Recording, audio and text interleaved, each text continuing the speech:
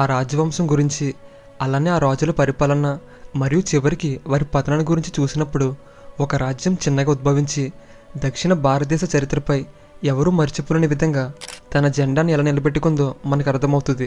అలాంటి రాజ్యమే హొయసల రాజ్యం. అయితే ఈ వీడియోలోకి వెళ్ళే ముందు ఈ వీడియోకి ఒక లైక్ చేయండి.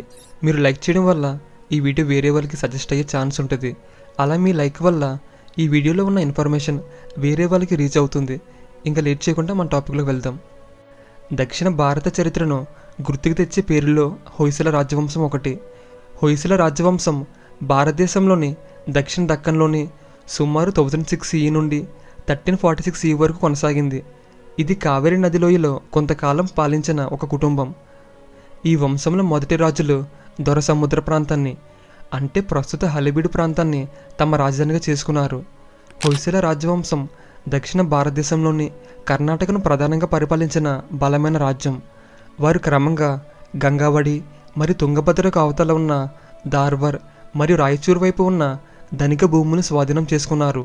వారి అద్భుతమైన నిర్మాణ శైలికి ప్రసిద్ధి చెందిన హొయసల రాజులు విగ్రహాలతో అందమైన దేవాలయాలు నిర్మించారు. కళ, సాహిత్యం మరియు సంస్కృతికి వీరు మద్దతిచ్చారు. ప్రసిద్ధ హొయసల పాలకుడైన విష్ణువర్ధనుడు రాజ్యాన్ని విస్తరించాడు మరియు హిందూ మతాన్ని కీర్తించాడు.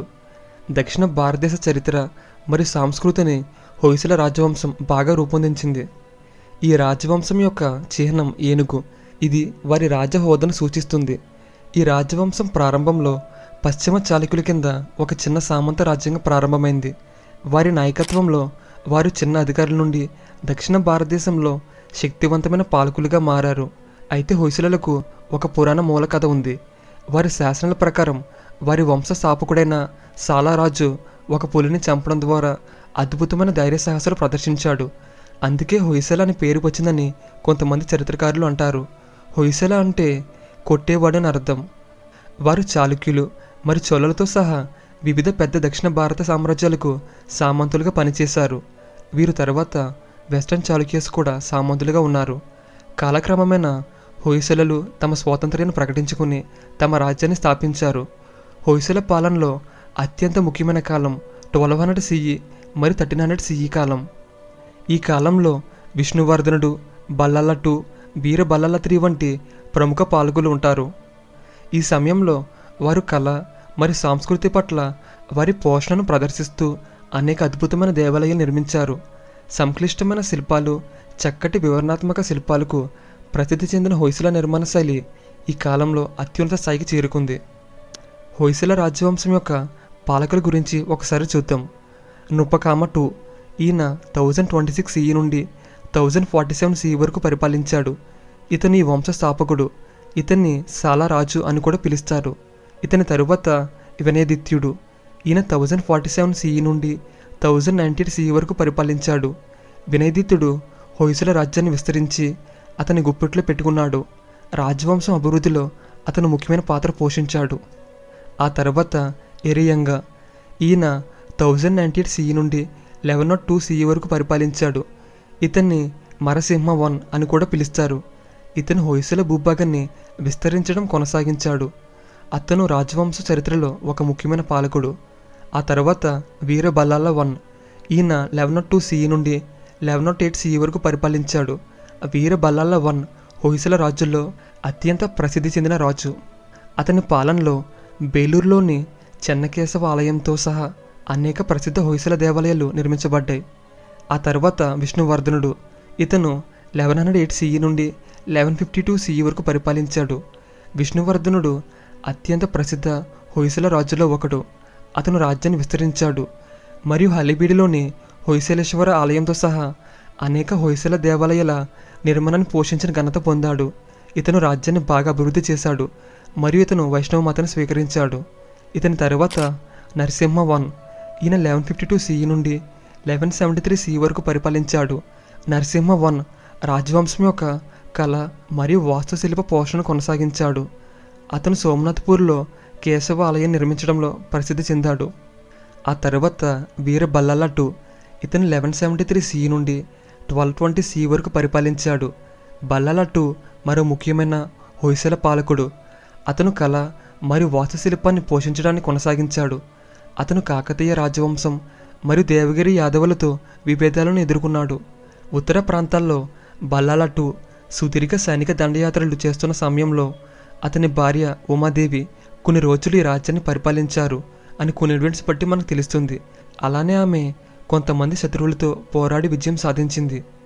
బల్లాలటు చోళ రాజ్యాన్ని ఆక్రమించినప్పుడు దక్షిణ చక్రవర్తి మరియు హొయసల చక్రవర్తి అనే బిరుదులను పొందాడు. హొయసల రాజులందరిలో ఆయన అత్యంత విశిష్టుడు. తరువాత వీర నరసింహ II ఇతను 1220 CE నుండి 1235 CE వరకు పరిపాలించాడు.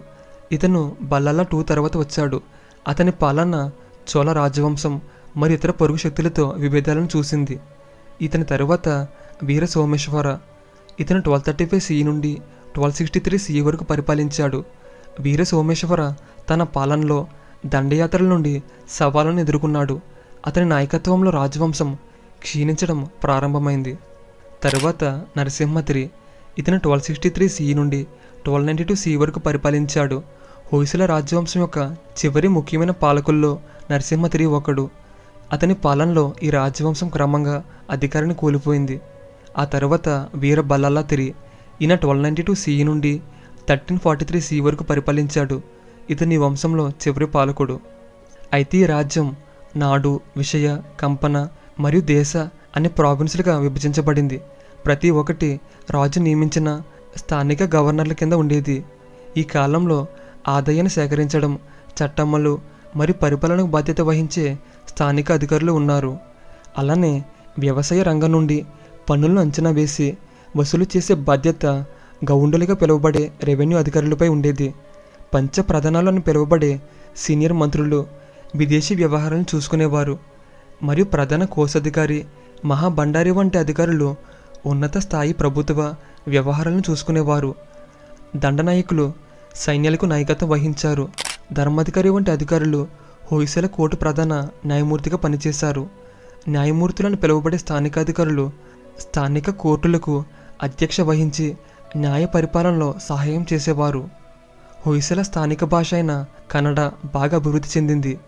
ఈ కాలంలో హొయసల రాజులను స్తుతిస్తూ రాఘవంక, హరిహర వంటి ప్రాఖ్యాత కవులు సాహిత్య రచనలో పాల్గొన్నారు. హొయసలలో ప్రధానంగా హిందూ పాలకులు అయినప్పటికీ వారు ఇతర మతాలను కూడా పోషించారు. వీరు జైన మతాన్ని కూడా పోషించారు. హొయసలేశ్వర ఆలయం వంటి కొన్ని దేవాలయాల్లో హిందూ శిల్పాలతో పాటు జైన శిల్పాలు కూడా ఉన్నాయి. హొయసల సమాజంలో రాజు అగ్రస్థానంలో ఉండేవాడు. తరువాత ప్రభువులు ఉండేవారు. తర్వాత భూస్వాములు, చేతి వృత్తులు వారు మరియు రైతులు ఉన్నారు. ఈ కాలంలో వ్యవసాయం ప్రజల ప్రధాన వృత్తి. ఈ ప్రాంతం సారవంతం అవడంతో ఇక్కడ పంటలు బాగా పండేవి. దీనివల్ల రాజ్యానికి లాభాలు వచ్చేవి. అందువలన రాజులు రైతులకు వ్యవసాయం చేయడానికి అన్ని సౌకర్యాలు అందుబాటులో ఉండేలా చూసుకునేవారు.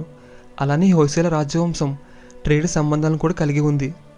1300 CE చివరిలో హొయసల రాజవంశం ఢిల్లీ సుల్తానేట్ నుండి బెదిరింపులను మరియు అంతర్గత కలహాలను ఎదుర్కొంది. ఢిల్లీ సుల్తాన్ అల్లావుద్దీన్ ఖిల్జీ తన సైన్యాధిపతి అయిన మాలిక్ కఫూర్ని కొన్ని రాజ్యాలు ఆక్రమించడానికి పంపిస్తాడు. అయితే మాలిక్ కఫూర్ హొయసల రాజ్యాన్ని మినహాయించి మిగిలిన రాజ్యాలన్నింటినీ స్వాధీనం చేసుకున్నాడు. అలా దాదాపు 20 సంవత్సరాలు హొయసలలు ముస్లిం దండయాత్రలతో పోరాడిన తర్వాత హొయసల రాజవంశ రాజైన బల్లాల III 1343 CEలో ఢిల్లీ సుల్తానేట్ తిరుగుబాటుదారులచే మదురై యుద్ధంలో మరణించాడు. అదే కాలంలో విజయనగర సామ్రాజ్యం వచ్చింది. 1400 CE ప్రారంభం నాటికి హొయసల ప్రభుత్వం క్రమంగా పతనమై విజయనగర సామ్రాజ్య పాలకులచే భర్తీ చేయబడింది. ఈ యుగంలో నిర్మించిన భవనాలు విభిన్నమైన డిజైన్ మరియు విస్తృతమైన శిల్పాలను ప్రదర్శిస్తాయి. బెల్లూరులోని చెన్నకేశవాలయం, సోమనాథ్పూర్లోని కేశవ దేవాలయం మరియు హలేబీడులోని హొయసలేశ్వర ఆలయం అత్యంత ప్రసిద్ధి చెందాయి. వీరి సాహిత్యం, కళ మరియు రచనలు అలానే విజయాలు ఆ కాలానికి మాత్రమే పరిమితం కాకుండా అవి తర్వాత సంవత్సరంలో దక్షిణ భారత చరిత్రను ముందుకు నడిపించడంలో కూడా సహాయపడ్డాయి. ఇంక ఇది ఫ్రెండ్స్ ఈరోజు వీడియో. ఈ వీడియో మీకు నచ్చినట్టయితే ఇప్పుడే మన ఛానల్ని లైక్ చేసి సబ్స్క్రైబ్ చేసుకోండి. నెక్స్ట్ వీడియోలో మళ్ళీ కలుద్దాం.